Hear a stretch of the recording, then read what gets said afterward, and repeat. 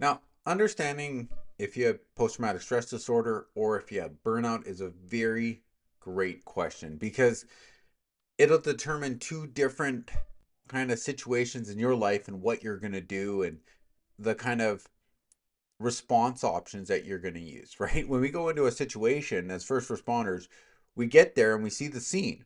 And what we do is we decide on what the response option is going to be. Am I able to do this?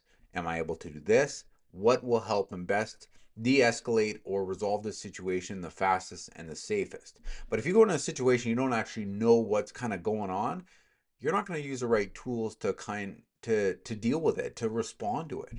So understanding that there's a little bit of an overlap between burnout and between PTSD, right? Burnout is, you're tired. Maybe you're a little irritable. Maybe you're just emotionally withdrawn. And that's something that you can work towards and you go, okay, what are some things that I can do? But then when you have PTSD, now this is caused by a trauma specific event. This causes things like flashbacks and nightmares and feeling just constantly on edge and hypervigilant. And knowing the difference between these is key.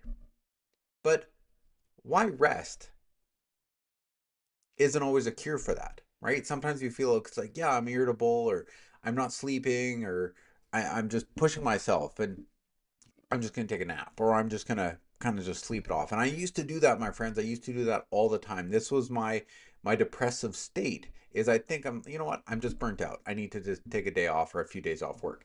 And I try to sleep it off and I try to figure it out and then I'd wake up and nothing would change because I was like, you know what? My symptoms are lingering. They're just staying with me. So I needed to decide and I need to find out if I had PTSD. And there wasn't a lot of tools out there for first responders. So I'm like, you know what? I'm going to create something. And I created a tool which I'll put in. It's Do I Have PTSD? It's a very simple workbook. You can get it for free. If you haven't yet, try it. It's about 5 pages long, and all it is, it's like a questionnaire. You ask yourself a question: Am I feeling this? Do I have these symptoms? And then at the end, you just add up your numbers, and it'll tell you. It's like kind of the stages. Do you have burnout? Do you have slight PTSD? Do you have kind of in the middle? Are you where you need to be at a place where you need to see a therapist? And these questions are very specifically for first responders. So go get that workbook. It's totally free and it'll help you kind of gauge where you're at because this is the first step. When you're aware and you kind of know what to do, you're like, okay, I need to seek help now. Or, you know what? I'm on a very low spectrum of PTSD. So maybe if I just do some of the shameless plug here, some of the workbooks that Adam's put out, then I'll be able to kind of adjust and, focus on my awareness and understand, do a little bit of journaling or meditation, and these things will help me kind of reset.